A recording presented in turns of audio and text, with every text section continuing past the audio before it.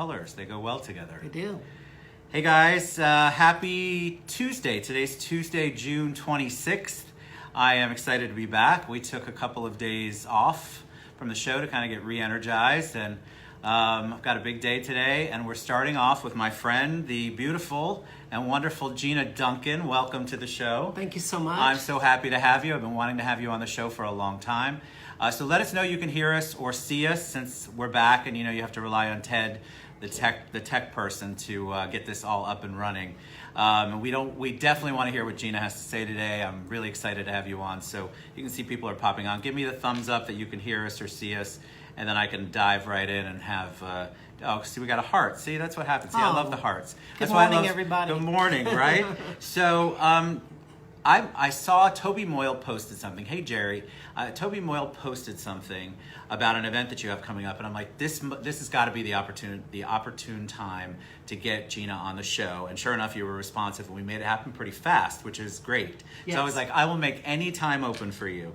Thank you. So give us a little background on you. I know they got to read the bio, but I like them to hear from the horse's mouth, the lady's mouth, I guess is much better to say.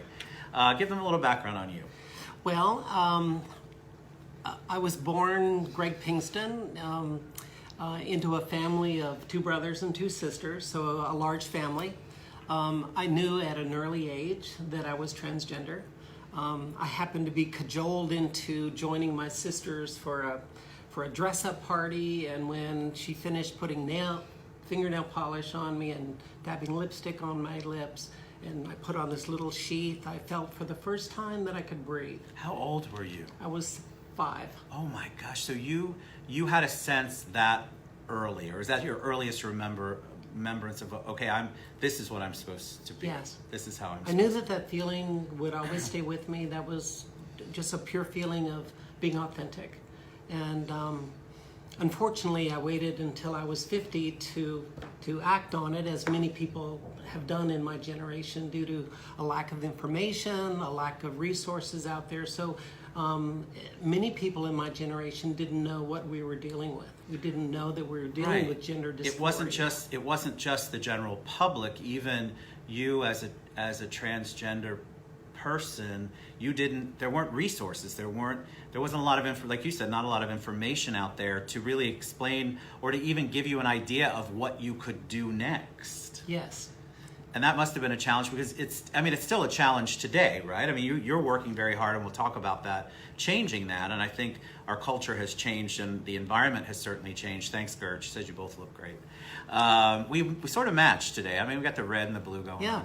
But I feel like back in the day, it was such a struggle. It was such a challenge. There was just no real methodology to deal with it or to help you figure it out. That's so true. And, today, there are so many more resources for parents who identify transgender children within their family, and more resources so that they can support the child, give them mental health care, support, understanding, resources, etc. And we see more and more enlightened parents who are stepping up and are supporting their gender non-conforming young people, their children. And it's very gratifying to see how far society has come just in my lifetime. And a lot of that has been due to education and visibility of the transgender community, which we feel is so important. In my program area at Equality Florida, we have a saying that visibility leads to awareness, and that awareness will lead to education, and with education will come equality. So that's our goal. And you had to, you were telling me a story which I love. You were class president as Greg Pinkston. You had an entire life, and I want to just share, if you don't mind sharing the story. We just had a discussion about how you went back after you had transitioned and how you were accepted. Yes, I was very fortunate in the fact that, first of all, my life as a guy, as a man, was quite exceptional. It was an amazing experience. I had the good fortune of excelling in sports and apparently excelling in politics, I was the class president from 6th grade all the way through high school. Wow. I was Mr. Merritt Island High School in 1973. I can't believe 73. You look amazing. Thank you. I was the co-captain of an undefeated state championship football team at Merritt Island. I played middle linebacker, and I received a football scholarship to East Carolina University and played there. But being the class president, our tradition was at our reunions that the class president would give the opening remarks. And after I had transitioned in 2006, soon thereafter we had a reunion, and I remember being in the hotel room, getting ready, and my heart just beating out of my chest. Yeah. I was so nervous, and I was so afraid of how I would be received by my classmates. They had never seen Gina. They had read about Gina. There had been some articles that were in the paper. But I was very pleased that my class was open and welcoming, and it was just an amazing experience. Awesome. Just a wonderful show of love. And I to this day, I so appreciate that moment and that reunion that really really supported me and kind of sent me on my way that this was certainly the right thing to do. So before we get into what happened since 2006, I had asked Gina if it was okay if she could educate a little bit, because I think there is there's sometimes a confusion which comes from lack of information, lack of education, also comes from where you get your information, about what it means to be transgender. So can you give them a little bit of just education 101? Yeah, I would be glad to. And in doing the workshops that I'm fortunate to do for Equality Florida across the country, there's varying degrees of understanding about what it means to be transgender. And our community, to kind of compound the complexity of that, excuse me, is somewhat changing in the fact that in most terms, we talk in terms of binaries of someone transitioning male to female or female to male. We have this rapidly emerging gender queer or gender nonconforming part of our transgender community who reject both of those constructs, and they don't feel like they fit in either one of those, or they fit in both. So we have a very diverse community right now. One of the core components of understanding being transgender is gender identity, which means that your gender identity, how you feel about yourself innately and how you interact with the world, may or may not align with your designated sex at birth. And if you are transgender, your gender identity, in my case, my gender identity has always felt very female, and I always identified as a woman, even at a young age, yet my designated sex at birth, which is, of course, designated by your biology, was male. Right. And that's what creates a transgender experience for someone. It's important to note that that understanding of gender identity is such an important concept in understanding the community. It's not about surgeries. It's not about presentation. Your gender identity is something that is always with you. I often in my workshops, I ask the audience, I ask, do you remember when you decided what gender you were going to be? You know, what was it, a Saturday? Right. Was it in June? That's a great Do you question. remember that moment? Right. And I always, there's blank stares in the audience, and I say, yes, me too. Right. My gender identity That's has always that's been awesome. an innate part of who I am. It's just, unless you're transgender out in the audience, you're cisgender, meaning that your gender identity happened to align with your designated sex at birth. Where transgender people, it does not. But it's always there. Like at 5, you remember that clearly. I do. You do, but you knew it all along, and I think that's what's so interesting. That's such a great question. Do you remember the day you knew what your gender was? Is that Yeah. what, I mean, that puts it in perspective for people, because I think people get confused. And you just said something too, I think that's very important. It's not about the surgeries. It's about the identity, how you identify. Yes. And that's important in the fact that there have been conversations even with elected officials where their perception of what qualified, if you will, or what designated someone as being transgender was that they had undergone certain medical interventions to align their bodies with their gender identity. And it's not about surgeries.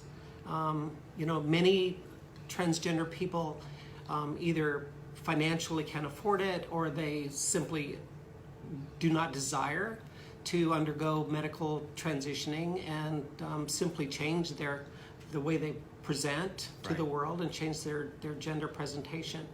So the medical intervention part is certainly not something that designates or defines someone as being transgender. I think that's so important for people to understand, because I think that is what there's so much misinformation out there. You think if you say transgender, and a lot of people outside of the LGBT community, they get confused, because I've had the questions, what's the difference between a drag, somebody who practices the drag life, or is a drag queen, a transgender, a transvestite. There's a lot of that out there, and of course within that there's a lot of information that is either wrong or misleading or not up to date. Yes, and the discussion around drag, which is an integral part of our community, right? And the fact that if there's pride events, there's drag involved, right, and things like that. It's always been a part of our culture since Stonewall, and drag performers have always been a part of our culture in so many ways. It's important to note, however, that not all drag performers are transgender. But then again, there may be transgender people within the drag community who are on their journey to transition, perhaps, right, or simply want to express that part of their gender identity, and that's how they do that. Generally, the difference or the distinction is drag is considered performance art, where a transgender person is expressing their gender identity in whatever way their journey may take them.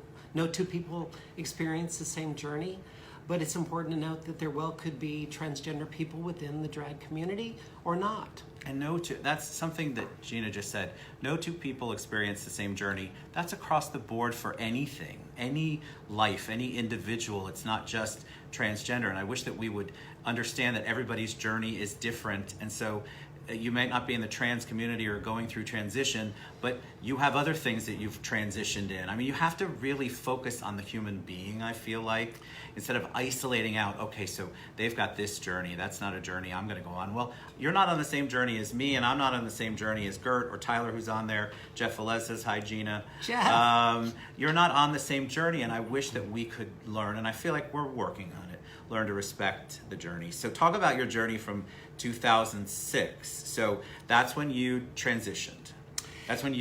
So what came about that, did you just give us a little idea of what that looked like? Yeah, well, I was very fortunate in the fact that when I transitioned, I was regional manager with Wells Fargo and working with Jeff Velez at Wells Fargo, and I was the East Coast regional manager overseeing 26 branches, 285 employees up and down the eastern seaboard of Florida. And I was very fortunate in the fact that Wells Fargo supported me in transitioning. I remember sitting down with my district manager over a stiff martini and telling him what I was planning on doing. And I had carefully mapped out what I was going to be doing, the surgeries that I was opting to do for my own personal experience. And we laid out a transition plan so that the company as well as myself, we were on the same page, and there were no inconsistencies or ambiguities in reference to transitioning on the job. I remember after telling my employer, my district manager, he said exactly what he should have said as an employer, and a lot of these foundational experiences I certainly implement in the trainings that I do around the country, is that he said, well, I don't know a lot about this, but know that you are supported at Wells Fargo, know that your job is not in jeopardy. Wow. And I'll connect with HR and we'll put together this plan and support you in your transition Pretty journey. forward thinking, right? Yeah, and it was interesting. And a couple of days later, I received a call from HR in San Francisco, and I still remember this young lady named Ashley was kind of assigned to support me in my transition journey at Wells Fargo. And she said, well, Gina, first of all, she called me by my female name Wow, even before that's powerful. I had legally changed it. She said, you should know that you're the 17th person at Wells Fargo to transition on the job. Wow. And I thought I was something special, at Wells Fargo, but, it was old hat for them. And, she said that she would be my supporter and that she would guide me through this, and that, there would be education involved and communication with my managers and that kind of thing. So, wow. So the support I received and the policies and procedures that were in place at Wells Fargo are procedures that we advocate and we train on to this day. And so you had the career at Wells, but obviously, so you transitioned and then you took that on. That's become your life's work. It's become what you are super passionate about and have brought that. You're not in the banking industry anymore.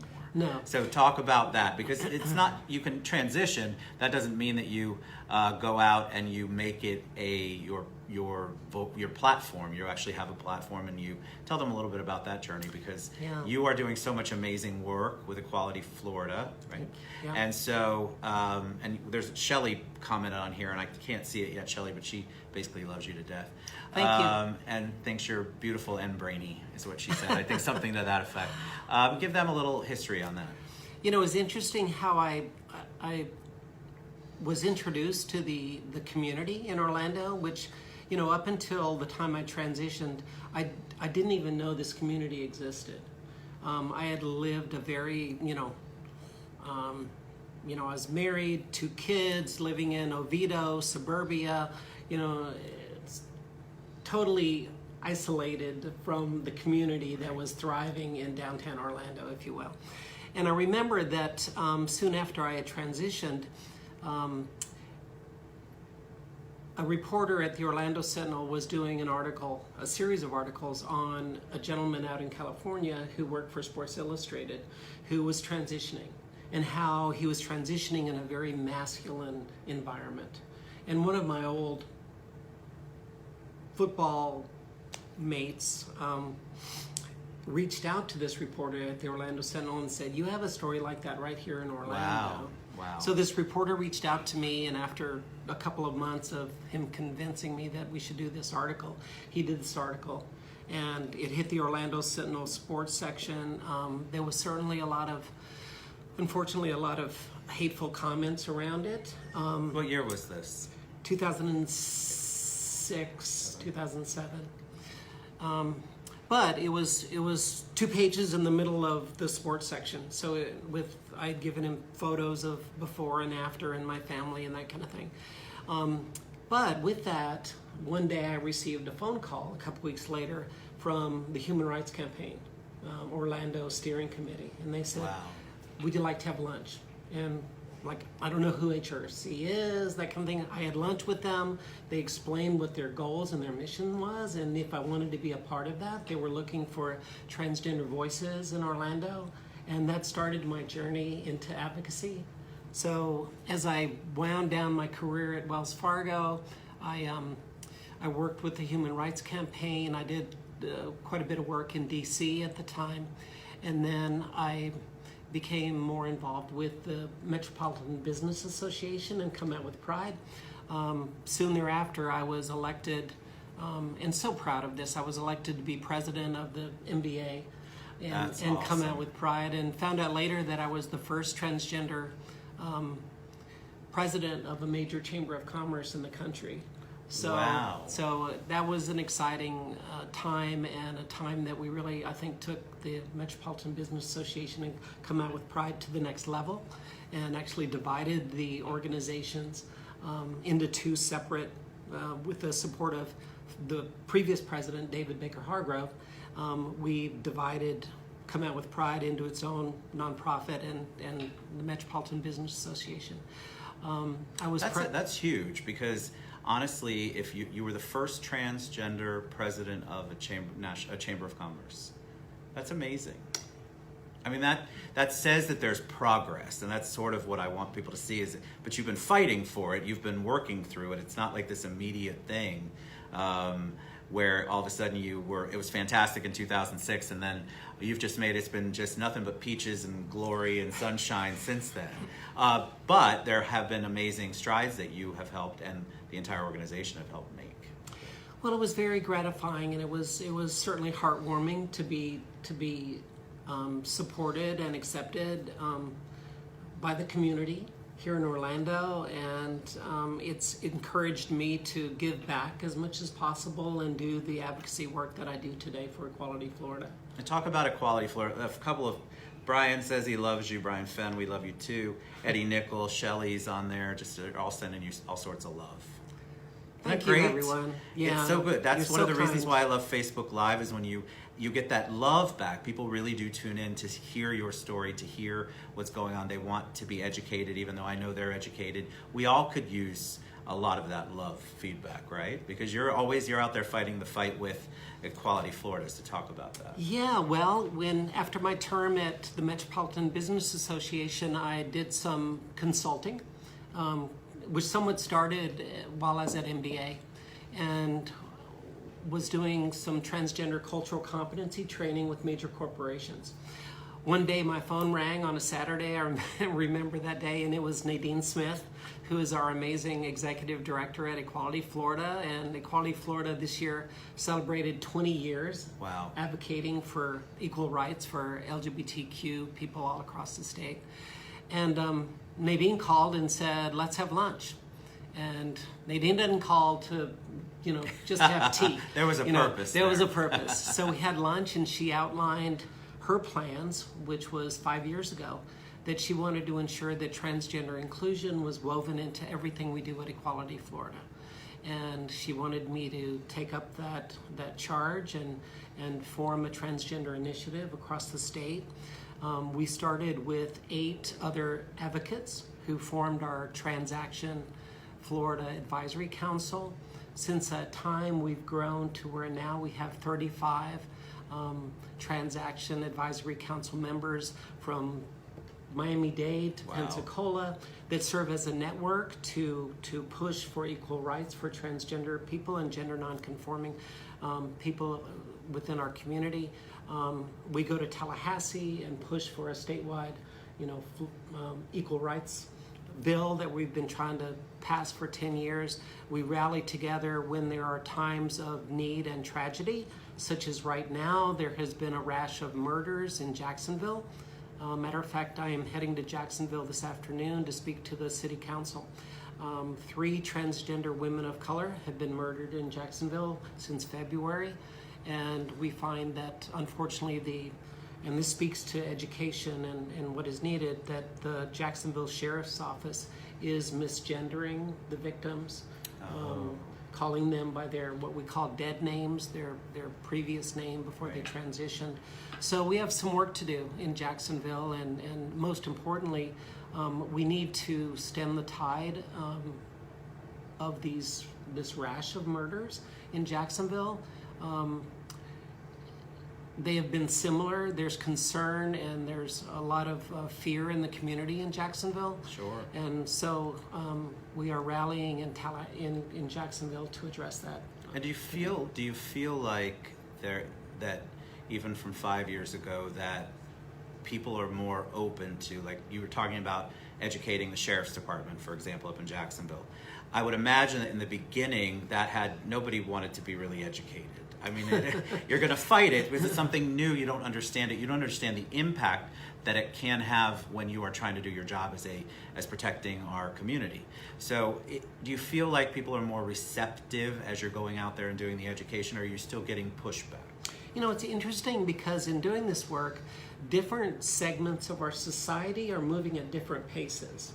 And what I found, we started out doing our cultural competency workshops with major employers.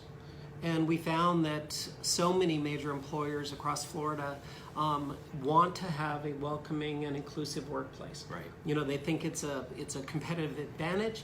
They think it's the right thing to do. They think they can they can recruit and hire the best and the brightest, and retain people in a very inclusive and diverse and welcoming environment. So we've seen major employers have kind of stepped up and are leading the way in reference to wanting to provide this environment.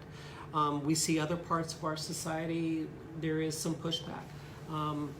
Oddly enough, healthcare is coming along, but the healthcare community has been somewhat slow to grasp policies and procedures in embracing transgender people. And I think that's because for the longest time, transgender people relied on specialists. Right. You know, for hormone replacement therapy, we had a specialist. If you wanted gender confirmation surgery, there was a specialist. So there, wasn't insurance in place for people to tap into major healthcare organizations. And then secondly, many people relied on specialists who were specializing in supporting people who wanted to physically transition. Right.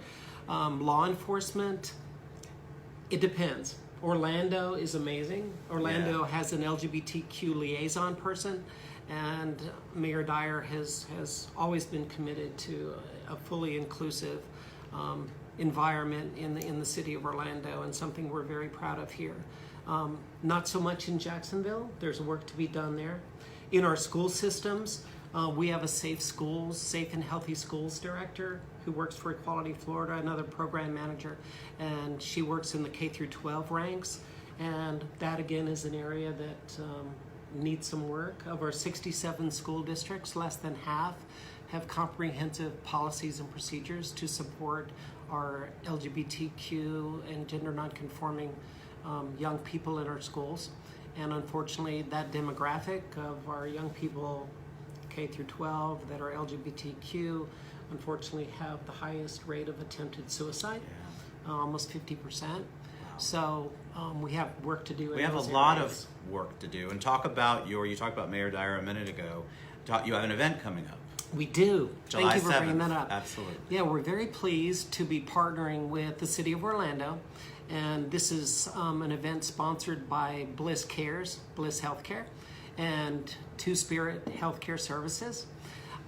We are partnering with the City of Orlando to bring a town hall called Transgender Independence Know Your Rights Town Hall. We're thrilled that not only will Mayor Dyer be kicking off the town hall. Thank you, Mayor Dyer. He's awesome. We have an amazing group of panelists who will be sharing their knowledge and their information about how and what people should know from the transgender community, parents, allies, in reference to knowing your rights in being a transgender Floridian. We have a representative from the ACLU, we have the district manager from the EEOC coming up from Miami. We have OPD in the house. We have the Zebra Coalition there, as well as the community relations person from the City of Orlando as well. So we have an amazing panel of information, and we hope that people will come out and be able to ask questions. We're going to have a panel discussion, and then after that we're going to have an informal barbecue and one-on-one where you can sit down with some amazing food and talk to the staff attorney at the ACLU and ask questions that pertain to you, pertain to your family, or just general information that you'd like to know. I love it. All right, so we're going to share all of Gina's contact information. We're certainly going to share the information about Equality Florida and about the event on July 7th. Any parting words of wisdom, anything you want to leave them with? See how fast it goes? Yes. I could talk to you for hours, and I think they could listen for hours. Thanks, everybody. Anything you want to leave them with? Well, I would say this, that know that Equality Florida is pushing hard against the national tenor and the divisiveness that is going on within our country today. You know, I often say when they go low, we go local. So we can control what's going on in Florida, and we can build a trench of defense, and we can push back against the hateful rhetoric and the marginalization of members of our community together. And that's our approach, in the fact that we believe that everyone should be treated equally under the law. Everyone should be able to live an authentic life. And that's what we work for every day. I love it. I love what you're doing. You're awesome. Thank you so much for coming on the show. Thank you for having me. Amazing. Thanks, everybody. Stuff. We love you guys. Thanks for all the love. Gina and I will both respond to you guys after the shows or later on today. She's obviously got some work to do up in Jacksonville. But thank you guys so much for tuning in and showing her the love that she certainly deserves. So we You're love so you. kind. See you later. Thanks, everybody.